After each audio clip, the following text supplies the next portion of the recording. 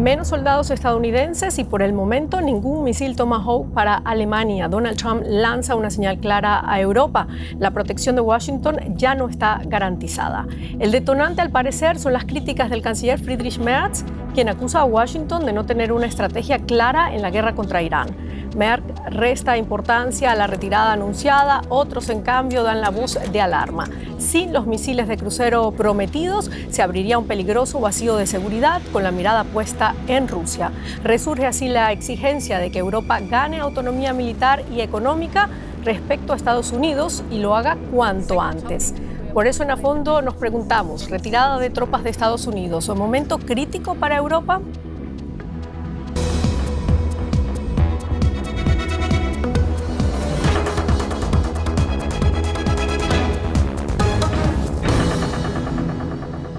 ¿Qué tal? Bienvenidos a esta nueva emisión de A Fondo. Desde Berlín les saluda Silvia Cabrera. Permítanme presentarles a nuestros invitados de esta semana. Comienzo por Gemma Casadevall, periodista radicada en Berlín desde 1992. Fue corresponsal de la agencia EFE y de varios medios españoles. Actualmente informa para El Periódico sobre la política alemana y europea. Hinnerk Berlekamp, periodista alemán independiente, especializado en política internacional, fue corresponsal del diario Berliner Zeitung y analiza la geopolítica europea. La doctora Marina Mirón, investigadora en el Departamento de Estudios de Defensa del King's College de Londres.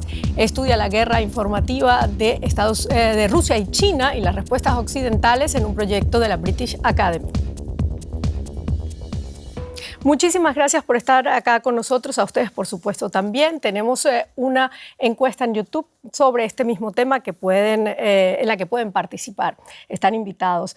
Bueno, nuevo revés a las relaciones transatlánticas deterioradas ya con la llegada de Donald Trump a la Casa Blanca. El presidente anunció ahora que va a retirar unos 5.000 soldados de Alemania y que pueden ser incluso más. Gemma, en tu opinión, ¿qué significa este anuncio para Berlín? ¿Es un castigo quizás para el canciller alemán?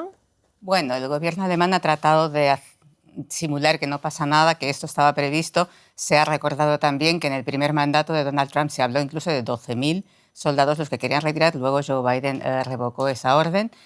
Estamos hablando de 5.000 en un contexto de 36.000, o sea, teóricamente no sería tan grave. Lo que pasa es que, de nuevo, y como suele ocurrir con Donald Trump, él elige el momento en que hace más daño, que es el momento en que Friedrich Merz está más deteriorado en cuanto a valoración ciudadana, que está bajo mínimos, está incluso peor que Olaf Scholz en su peor momento, y tenemos además a la ultraderecha subiendo y pujando por el poder. Entonces es esa combinación. Es difícil saber si realmente Donald Trump ha elegido deliberadamente este momento o ha ocurrido pues porque en respuesta a la frase esa que dijo Friedrich Merz en una escuela, en una intervención hace un poco, que tampoco no se sabe por qué lo dijo ahí, ¿no? Pero lo dijo, cuando afirmó que Teherán estaba humillando a Estados Unidos.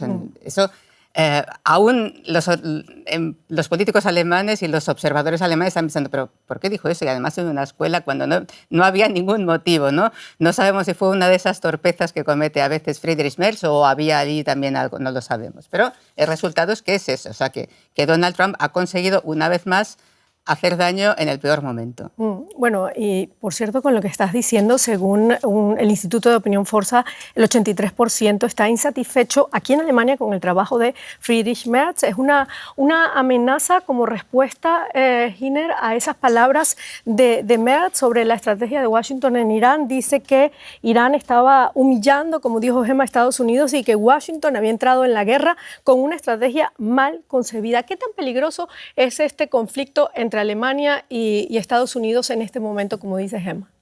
No veo un peligro en serio, porque los dos países están demasiado interconectados. Alemania depende de tecnología de Estados Unidos, del sistema del dólar como la moneda internacional, etcétera, etcétera. El mercado de exportación de Estados Unidos es importante para Alemania y en muchas otras partes, pero Alemania también es de suma importancia, más de todo militar, para Estados Unidos, porque sin las bases en Alemania, Estados Unidos no podrían llevar sus guerras en todo el mundo como las están llevando en este momento. Así que si nos acercamos a un ayornamiento, a una puesta al día de dónde realmente estamos. ¿Crees que es pura retórica de Trump o más bien una amenaza clara para Europa? No veo una amenaza con eso. Todo lo contrario, creo que el no despliegue de esos misiles de crucero es la mejor noticia que tuvimos en mucho tiempo en el tema de seguridad en Europa. Yo sé que el gobierno está completamente de otra opinión, pero creo que abre una chance para pensar con la cabeza abierta para ver qué está pasando realmente. Marina Miró, me gustaría conocer tu opinión. ¿Es o no es una amenaza clara y fuerte de los Estados Unidos a Alemania y, por supuesto, a Europa? Buenos días. Pues quisiera profundizar un poco lo que dijo Hinek y lo que dijo Gemma. Primeramente, para los Estados Unidos, Alemania es un centro logístico muy importante y aquí en Alemania tiene bases de logística también y de mando. Entonces, hablamos de, digamos, de una señal. Se trata de una diplomacia, no se trata de una amenaza verdadera para Alemania. Pero, claro, lo que tenemos ahora es una opinión, por un lado, que toda la Unión Europea se ve amenazada por Rusia y al no desplegar los misiles de crucero Tomahawk en Alemania, quiere decir desde el punto de vista europeo que los Estados Unidos no están dispuestos a proteger al continente viejo. Entonces, desde el punto de vista de Alemania y también países como Polonia o países bálticos, es una amenaza porque en este acto ven que los Estados Unidos se están distanciando de la Unión Europea y de la protección de los países europeos. Pero claro, hay otros puntos de vista. Y primeramente, como dijo Hinek muy correctamente, que los Estados Unidos no van a retirar todas las tropas de Alemania porque ellos mismos se benefician de la logística, por un lado. Por otro lado, lo que creo que está pasando es que Trump quiere hacer algún tipo de deal por un lado y por otro lado, si vemos su comportamiento en el último año, cada uno que le critica recibe algún tipo de la respuesta. Y lo hemos visto con el presidente Zelensky, por ejemplo. Cada uno que se enfrenta a Trump de alguna manera, Trump dice, bueno, yo tengo las cartas y yo sí que puedo hacer algo que te va a dañar. Claro, y eso, en el futuro. Y yo creo que eso es lo que está pasando aquí. Claro, esto fue lo que ocurrió, bueno, por lo menos lo que se ve. Donald Trump atacó públicamente al canciller diciéndole que debería ocuparse más de arreglar su país roto especialmente en la migración y en la energía y poner fin a la guerra en Ucrania que de interferir en el conflicto con Irán. Entonces, ¿cuál sería lo mejor ante Donald Trump? ¿Mantenerse en silencio o buscar esa confrontación como lo está haciendo o lo hizo el canciller? El canciller no busca la confrontación en absoluto. Lo parece porque a veces su manera de actuar o de pronunciarse es un poco torpe, ¿no? En este caso, pero si de un país no debe temer rebeldías, Trump es de Alemania, que siempre ha guardado la doctrina de la absoluta sumisión en política exterior a Estados Unidos. En ese caso no. Ahí recuerdo lo que decía él respecto a los Tomahawk, cuando en 2024, cuando se decidió desplegar esos misiles cruceros en territorio alemán, que lo decidieron el antecesor de Merz, Scholz y Joe Biden, en ese momento se organizó un gran revuelo en Alemania porque parecía que era lo peor, como dice él, lo peor que podía ocurrir porque conviertes... O sea, por una parte sí aumentas la capacidad defensiva, pero por otra parte te conviertes en objetivo, ¿no? Y como también decía Marina, se trata de que Alemania va más allá de unos 1.000 soldados más o menos. O sea, el territorio alemán es la columna vertebral de las posiciones militares de Estados Unidos en Europa. Sin Alemania, sin las bases alemanas, no funciona nada. En Ramstein, que es la mayor, son los ojos y el brazo operativo de Estados Unidos. Además de esas bases con capacidades y con todo esto, tenemos un hospital militar que es el mayor en el extranjero de Estados Unidos. Tenemos el centro de mando europeo, el centro de mando de Estados Unidos en Europa y también en África. Y tenemos también las bases donde teóricamente están el arsenal atómico de Estados Unidos en Alemania, porque recordemos ahí que Alemania no tiene arsenal atómico propio, o sea, el único país europeo de la Unión Europea que tiene es Francia. Las que tiene Alemania son esas que estamos estimando que son 20, que otros dirán que son más, ¿no? Porque no hay transparencia ahí, ¿no? Claro. Pero ¿qué es eso? O sea, ya no solo son 1.000 soldados más o menos, es sobre todo lo que es el operativo y sobre todo que sin Ramstein no funciona nada, como decías, ya lo decía Gina, ¿no? o Marina, ¿no? O sea, sin Ramstein no hay ninguna guerra que pueda, ningún ataque que pueda mandar Estados Unidos a Irán o a otros sitios. Vuelvo atrás con la pregunta sobre la confrontación entre Trump y Merz. ¿Puede o debe un canciller alemán confrontarse o criticar abiertamente a uno de sus aliados más fuertes, sobre todo estamos viendo en lo militar? Si lo hace, debe hacerlo a conciencia. Lo que hizo el presidente del gobierno de España, Pedro Sánchez, confrontándose con Trump, es otra cosa. Pero para un canciller que en todo lo demás le sigue la línea de Estados Unidos en la política internacional, son palabras muy mayores hablar de una humillación de Estados Unidos, de una humillación de Trump. Recordemos que la guerra contra Irán se está llevando desde la base de Ramstein en temas importantes. Incluso hay estudios del servicio científico del Bundestag, del Parlamento alemán, que dice que esa guerra es claramente una violación del derecho internacional. El gobierno de Friedrich Merz se negó rotundamente a aplicar esas palabras, nunca pronunció eso. Ese servicio científico del Bundestag, una institución sobrepartidaria, dice que posiblemente Alemania está cometiendo los mismos, digamos, delitos que Belarus en el ataque de Rusia contra Ucrania, está prestando su territorio para un ataque que es hacerse cohechor del crimen.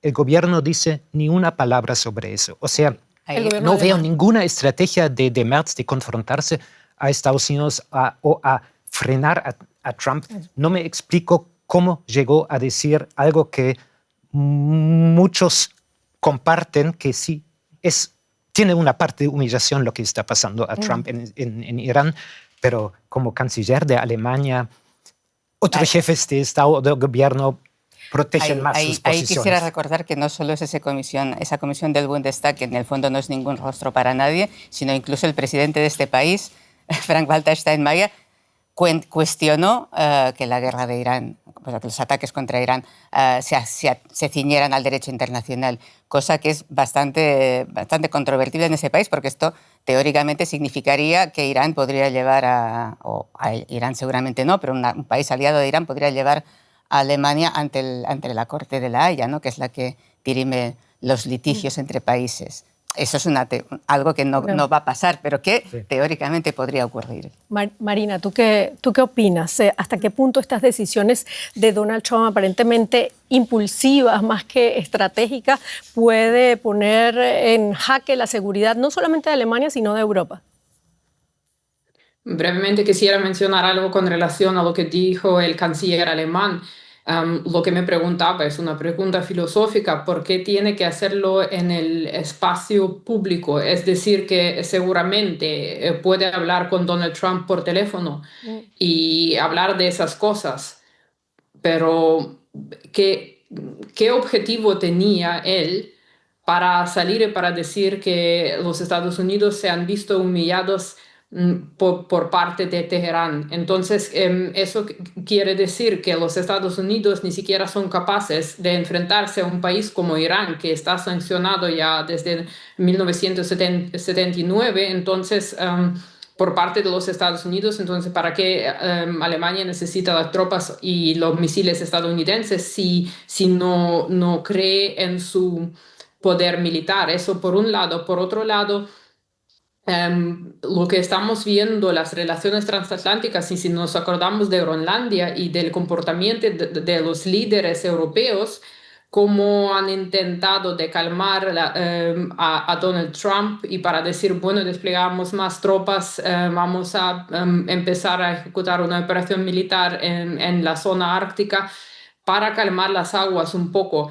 Y no entiendo por qué no se hace lo mismo en este sentido, sabiendo que hay una gran dependencia, porque hablamos no solamente de sistemas de armamento como Tomahawk, hablamos también de otros sistemas militares de los que dependen tanto Alemania como Polonia, como otros países europeos, menos Francia, que hay que mencionar que sí que Francia tiene misiles de largo alcance de propia fabricación y tiene su propia industria militar, pero el resto de los países europeos dependen de los Estados Unidos.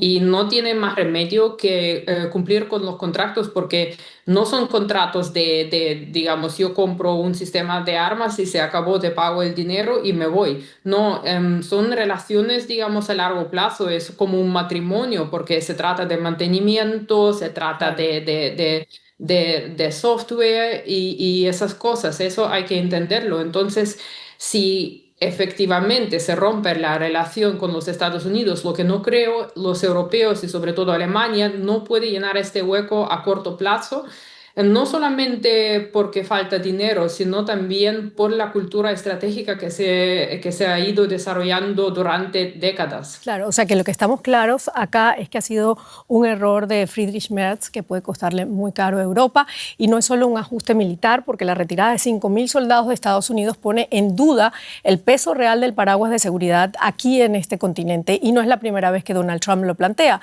Ahora, sin embargo, podría hacerse realidad. ¿Es una señal política o es un cambio estratégico? Ramstein, la mayor base militar de Estados Unidos en Europa y un centro logístico clave para las operaciones estadounidenses en Medio Oriente. Trump quiere retirar a 5.000 soldados de Alemania, aunque el plan afectaría a otra instalación, Vilseck, en Baviera. En la región, el ejército de Estados Unidos opera el mayor campo de entrenamiento militar fuera del país. Unos 86.000 soldados estadounidenses están desplegados en Europa, alrededor de 39.000 en Alemania. Su presencia es un pilar del orden tras la Segunda Guerra Mundial. Ahora, Estados Unidos tampoco quiere desplegar, tal y como estaba previsto este año, misiles de crucero Tomahawk para la defensa frente a posibles ataques rusos. Trump anunció la decisión tras una llamada con el líder del Kremlin, Vladimir Putin. Al parecer también está considerando retirar tropas de otros países europeos. ¿Por qué no? Italia no nos ha ayudado en absoluto. Y España ha sido horrible. Trump expresa su enojo. Estados Unidos ayudó a los europeos a defender a Ucrania frente a Rusia y ahora ellos no han devuelto el favor en la guerra contra Irán. Retirada en lugar de disuasión. Una invitación de Trump para Putin. Bueno, una pregunta picante esta que nos deja el informe al aire. Marina, según el Pentágono, la retirada de tropas se produciría en los próximos 6 o 9 meses y afectará a las 36.500 fuerzas estadounidenses estacionadas aquí en Alemania. ¿Qué consecuencias, sin embargo, y esto ya más o menos lo hemos ido hablando, traerá para Europa? Si se concreta, bueno, ¿no? depende. Sí, pues como Gemma mencionó, lo que pasa en Alemania es que hay distintas bases militares. Por ejemplo, hay un centro logístico, el centro neurálgico se encuentra en Ramstein, también hay bases en Stuttgart, hay una base de entrenamiento en Grafenwöhr. Entonces, lo que pasa es que tenemos que saber qué clase de tropas se van a retirar, de qué bases. O se van a retirar, digamos, 1.000 tropas de cada base. Entonces, no veo cómo eso podría afectar, digamos, a la seguridad alemana o a la seguridad europea. Como digo, que es algo simbólico. Sin embargo, si Alemania quiere asumir un papel más importante dentro de la alianza, o sea, dentro de la OTAN, entonces tiene que pensar que, por ejemplo, hubo un montón de críticas de la dependencia energética de Rusia, y lo que tenemos aquí es una dependencia total en términos militares de los Estados Unidos. Y entonces ahora es tiempo de pensar ¿cómo seguimos adelante si los Estados Unidos o si el Donald Trump anuncia mañana que va a retirar todas las tropas? Claro. No creo, pero sí que tenemos que considerar todos los escenarios posibles para prepararnos como, digamos, como europeos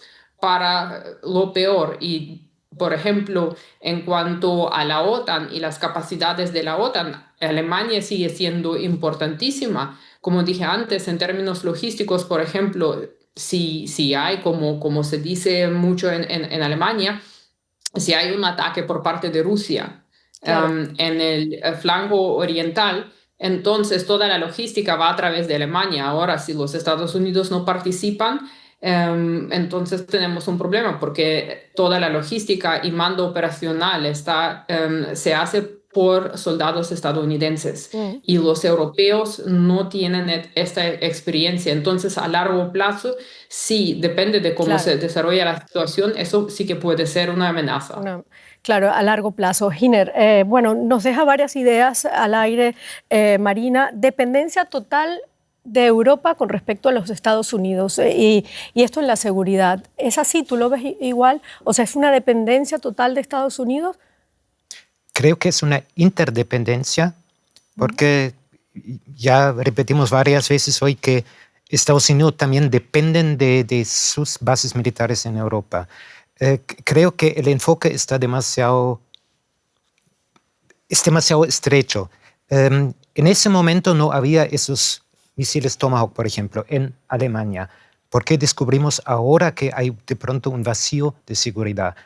Esos cohetes Tomahawk y los otros cohetes a desplegar acá, los Dark Eagle, de capacidades hipersónicas que estaban previstas también para territorio alemán, estarían tan cerca de Rusia, tan cerca de Moscú, como antes los cohetes soviéticos en Cuba en la crisis de 1962.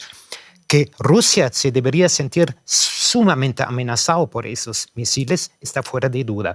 Que nosotros, los europeos, podemos decir sí, pero nosotros estamos amenazados por los cohetes soviéticos que están, rusos que están en Kaliningrado. Todo verdad, pero ¿cuál es la lógica detrás de eso? Si mi vecino se consigue un gran perro castor y yo le tengo miedo, yo me compro un Rottweiler. Y el vecino, ¿qué va a hacer? ¿Conseguirse una manada de pitbull? Eso no lleva a ninguna parte. Una vez ya los europeos entendieron eso, una vez ya en Moscú y en Washington se entendió eso. Eso fue hace casi 40 años cuando por fin Estados Unidos y la Unión Soviética de Gorbachev en ese momento todavía decidieron eliminar por completo la clase de armas nucleares de medio alcance terrestres. Sin embargo, parece que ese tiene que ser la idea, ese tiene que ser el enfoque, cómo volvemos a un sistema de seguridad en vez de amenaza mutua en Europa. Sin embargo, vemos que Alemania pareciera que está rearmándose y que está tratando de volver a atraer gente al servicio militar, y todos estos movimientos es precisamente para eso, ¿no? Para sentirse más seguro en lo militar, ¿no? Sí, pero el éxito de esa estrategia no se ve todavía. Hay muy poco entusiasmo en la generación joven de volver al servicio militar. Y eso demuestra que quizás la sociedad civil alemana, la sociedad alemana está un poco más allá en sus reflexiones que la clase política. La clase política todavía está aferrada en lógicas que ya habíamos pensado superadas, lógicas de la Guerra Fría, y eso no lleva a ninguna parte. Amenaza y contraamenaza y otra contraamenaza, eso no lleva a ninguna parte. Gemma, ¿dependencia total o interdependencia, como dice Es interdependencia, como decimos, llevamos rato diciendo, porque es eso, porque Estados Unidos sin Ramstein no funciona, y sin el mando que tiene en Stuttgart pues tampoco, y sin el hospital militar tampoco. Y ahí hay que recordar también que Ramstein tiene una peculiaridad respecto a otras bases que hay de los Estados Unidos en Europa, que son de uso compartido o alquilado, o como le quieras llamar. Ramstein es prácticamente un territorio estadounidense. O sea, es decir, allí no entra ninguna autoridad alemana si no hay permiso de los estadounidenses. Eso es como un pedazo de Estados Unidos dentro de Alemania, ¿no? pues como Kaliningrado, diríamos, es un pedazo de Rusia en plena Unión Europea, porque tienes... O sea, no, en Rusia. En Rusia. No es territorio de la Unión Europea, Kaliningrado. No, es lo que digo, que es un territorio ruso que está incrustado geográficamente.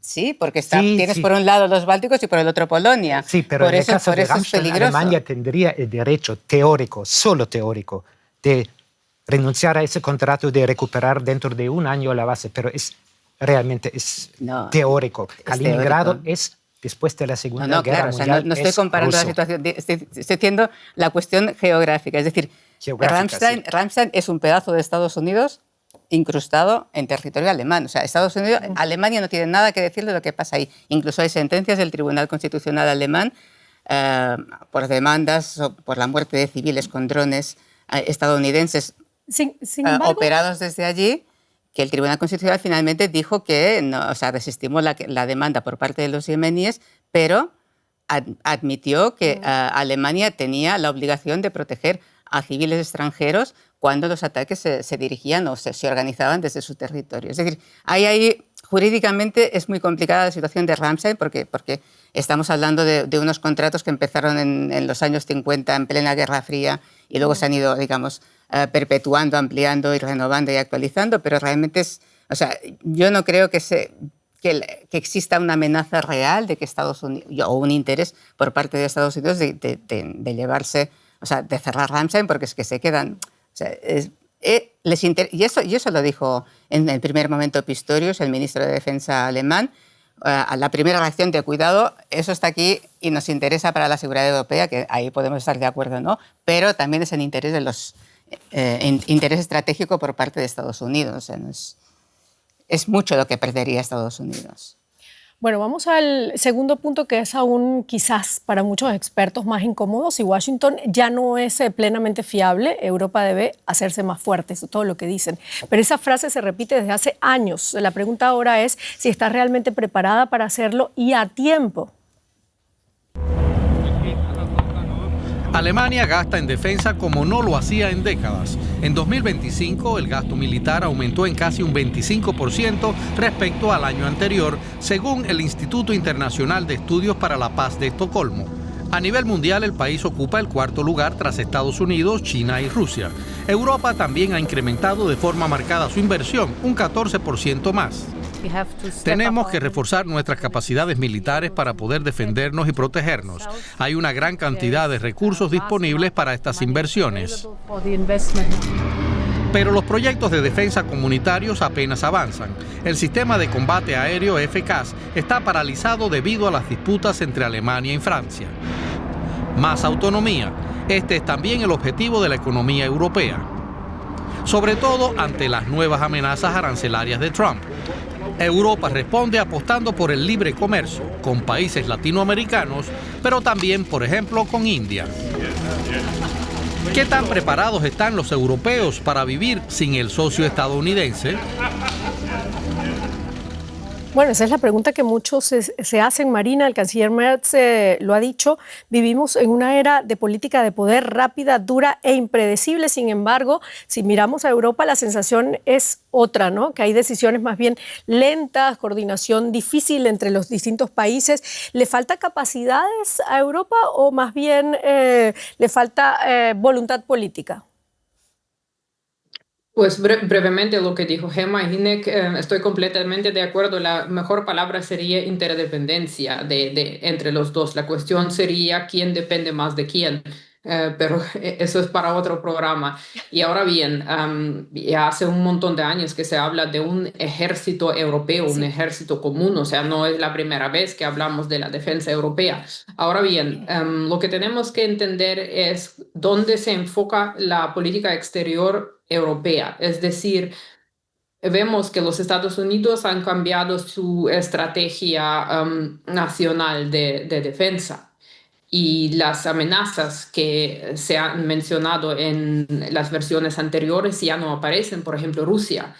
Dentro de la Unión Europea es bien distinto la percepción de la amenaza e incluso en algunos países como Alemania se percibe Rusia como la mayor amenaza, también en los Bálticos, en Polonia, pero en países del sur como Grecia, España, Portugal, a lo mejor no. Pues entonces es bastante difícil, digamos, cambiar lo que estaba diciendo INEX sobre Alemania y sobre los jóvenes que no quieren ingresar en la Bundeswehr. La cultura estratégica ya se ha ido formando por décadas y no es algo que se puede cambiar por un lado así de repente. Ahora los políticos nos van a decir la amenaza viene de Rusia, entonces tenemos que coger cohetes y ir a la frente. No, así no se hace. Entonces, por un lado, tenemos digamos, el capital social que es un problema dentro de la entera Unión Europea. Por otro lado, tenemos también la industria militar, porque todo lo que se hace dentro de la Unión Europea, por ejemplo, el sistema de los satélites espaciales, ¿no? Se dice es un programa de doble uso. Y sin Estados Unidos, sin su inteligencia, la Unión Europea no tiene ninguna capacidad, aunque tenga armas de precisión alta, pero sí que necesitan datos. Entonces, yo no veo cómo los europeos pueden resolver este problema a corto plazo. Y por otro lado tenemos es la decir, industria que ahí sí militar. dependen de Estados Unidos, ¿no? Ahí sí hay una dependencia. Sí, en este ámbito sí dependen de los Estados Unidos, aunque tengan sistemas avanzados, necesitan datos de los Estados Unidos. Claro. Y lo mismo pasa con el Tomahawk, si los misiles llegarían a Alemania, ¿quién iba a, digamos? Claro, bueno. Tenemos problemas ahora, tenemos algunos problemas con el video desde Zoom. Los estadounidenses. Marina. Los soldados estadounidenses. Entonces tenemos este problema. Por un lado, la inteligencia. Bueno, ¿Sí? Giner, ¿tú qué opinas? ¿Es un problema de falta de recursos realmente, de falta de estrategia militar, o es un problema político que no logran ponerse de acuerdo en los distintos estados o países de la Unión Europea? Quizás es la misma cosa, la falta de estrategia y la falta de ponerse de acuerdo. La Unión Europea en muchos temas siempre funcionaba bastante bien si Alemania y Francia estaban de acuerdo, porque todos los demás no podían contra ese peso. Pero Alemania y Francia están bastante encaminados en diferentes direcciones desde hace varios años. Se ve en proyectos militares, se ve en proyectos en el enfoque frente al Tratado de Comercio Libre con el Mercosur. Se vio el mismo efecto en muchas partes. Y si pensamos en la política nacional de los países europeos, que no podemos obviar ese tema, en Alemania la nueva derecha de derecha está aumentando en fuerza. En Francia quizás está a punto de ganar las elecciones el año que viene. ¿Y quién quiere tener un ejército europeo guiado por la ultraderecha francesa? Son muchos frentes. Quisiera agregar un punto a lo anterior. Que creo que tiene que ver con todo eso. No se trata de un fenómeno de Trump y los europeos. Es una estrategia de Estados Unidos desde hace pila de rato. Fue Obama quien inventó o que llevó a la práctica el pivote a la Asia. Y desde entonces, Trump, Biden y otra vez Trump están en ese nuevo curso. Europa ya no tiene la importancia para Estados Unidos que tenía antes. La importancia, el enfoque es China para Estados Unidos, y estratégicamente con mucha razón. Claro. Eso ¿Crees influye que en todo. ese es el punto de todo esto, que Europa ya no tiene tanta importancia para los Estados Unidos como antes? Ese es, digamos, un punto, pero el otro es que cuando hablamos de Europa en realidad estamos hablando de 27 países y que se pongan de acuerdo es muy difícil. Ahora mismo Alemania está intentando, como Francia y como otros países, modificar, digamos, el sistema de decisiones para que en política exterior no sea necesaria la unanimidad, porque hemos visto lo que ha ocurrido con las ayudas a Ucrania, que durante mucho tiempo han estado bloqueadas por Hungría, ¿no? Orbán ya no está, Orbán se va a ir pasado mañana, pero hay otros países que pueden llegar a bloquear. Entonces Alemania está tratando de pasar en las decisiones de política exterior y, por lo tanto, de defensa, porque en la Unión a escala europea no hay un ministerio de defensa, sino que entra dentro de exteriores, o de la propia presidencia de la Comisión Europea. Entonces, están tratando de modificar ese sistema de decisiones para que no sea por unanimidad, sino por mayoría cualificada, como ocurre en otros departamentos como comercio y así, ¿no?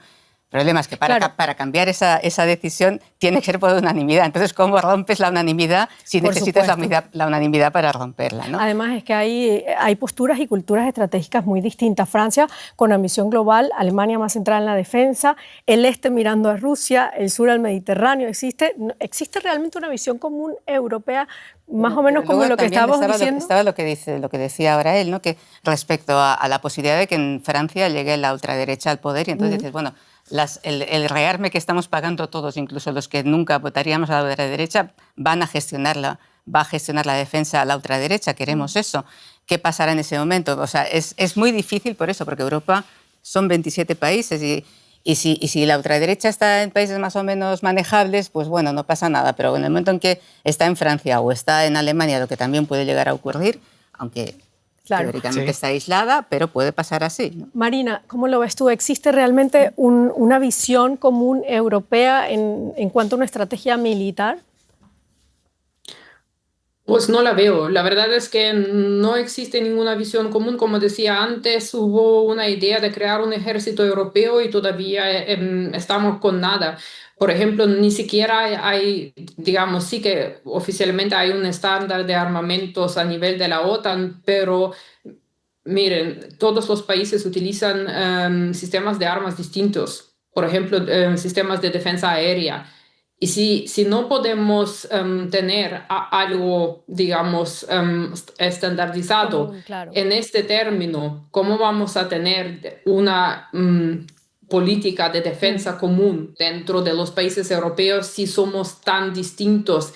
Incluso dentro de los Estados Unidos, los distintos estados tienen su propia política, pero aquí hablamos de una mayor escala y entonces eso por un lado. Por otro lado, no cada uno tiene la misma percepción de amenaza, las mismas capacidades financieras. Hay países que reciben dinero de la Unión Europea como apoyo económico. Entonces, yo no veo una posibilidad de llegar a una estrategia sana. Además es que pareciera que entre ellos mismos se sabotearan, porque por ejemplo, Mark Rutte dijo a comienzos de año, si bien es positivo y ve necesario que Europa invierta más en su seguridad y defensa, es una ilusión pensar que algún día cercano la Unión Europea pueda prescindir de Estados Unidos para defenderse. Además, dijo textual, sigan soñando, no pueden, no podemos, no estamos necesitando mutuamente. ¿Cómo ves tú esa situación? Sí, dependemos de la relación con Estados Unidos, pero otra vez invito a abrir un poco el enfoque. Los 27 países de la Unión Europea sí tienen enfoques distintos, no tan distintos, pero sí suficientemente distintos como para no poder fijar una estrategia. Inglaterra ya es otra cosa. La cuestión, el elefante en la sala que nadie menciona es que en Europa tenemos el vecino Rusia y necesitamos en algún momento del futuro mediano, por lo menos, una forma de coexistir con ese gran país en nuestra vecindad, y no sirve con tratar de armar un nuevo muro para protegernos. No funciona así. Claro, Estados Unidos están cambiando de enfoque, China está ahí y la Unión Europea no ha logrado todavía definir qué quiere hacer. Si quiere aliarse incondicionalmente con Estados Unidos o si quiere buscar un enfoque propio que debería incluir una estrategia con Rusia, sea que fuera. ¿Tiene Europa un enfoque propio? Estamos viendo a Rusia cada vez más beligerantes, aquí cada vez más divisiones. Ellos, por ejemplo, si un país de la Unión Europea es atacado, ¿pueden reaccionar de inmediato sin, por ejemplo, su socio hasta ahora más fiable, que era Estados Unidos? Deben hacerlo. No es una cuestión, no es una opción, deberían, pero pueden, o sea, deberían, pero ¿están en capacidad hoy de hacerlo? A ver, es que si llegase a ocurrir que Estados Unidos ataca, volvemos a Groenlandia. Estados Unidos, en el momento en que ataque un país de la Unión Europea o un socio de la OTAN, pues está dinamitando la OTAN desde dentro. La OTAN ese día deja de existir. Es lo que, por eso cuando parecía y realmente tenían miedo de que llegasen a entrar en Groenlandia, los europeos por primera vez se plantaron un poco, o al menos un poquito. No sé. Algunos, exactamente. Sí, algunos, los directamente afectados. Pero ahí, o sea, yo como procedo de eso que Estados Unidos, que Donald Trump califica de país horrible, es decir, de España, pues, y en este caso orgullosa de pertenecer a ese país horrible, porque creo que es la dinámica de Pedro Sánchez, el presidente, es la correcta. Es decir, o sea, es un poco fuerte, pero a una persona que tiene una adicción, y no voy a decir cuál, no le puedes alimentar la adicción. Claro. Me queda muy poquito tiempo. Porque no se acaba. ¿Cuál es el mayor riesgo para Europa? Muy brevemente, estamos hablando del mayor riesgo de Europa, ¿Trump o Rusia en este momento? Para la Unión Europea el mayor riesgo es no tener una política exterior y no tener, como dice INEC, no tener una idea del futuro, cómo se va a desarrollar el futuro, cuál será la postura tanto política como diplomática como militar. Y de eso va a depender lo que hacen los militares, lo que hace la industria militar. No es solamente la compra de armas, sino hay que definir la política, porque los militares es una herramienta de la política cuando se acaba la diplomacia. Y si hay una política mala o equivocada o ninguna, lo que es todavía peor, entonces eso es el mayor peligro para los países europeos. ¿Cuál es el mayor riesgo para Europa en este momento? La falta de capacidad diplomática. Ni Trump ni Rusia, el problema somos nosotros mismos. La falta de liderazgo. La falta de liderazgo en este momento, No hay ningún líder europeo que aglutine al resto o que arrastre al resto. Claro. Bueno, con esto terminamos. Muchísimas gracias por habernos acompañado. Hasta luego.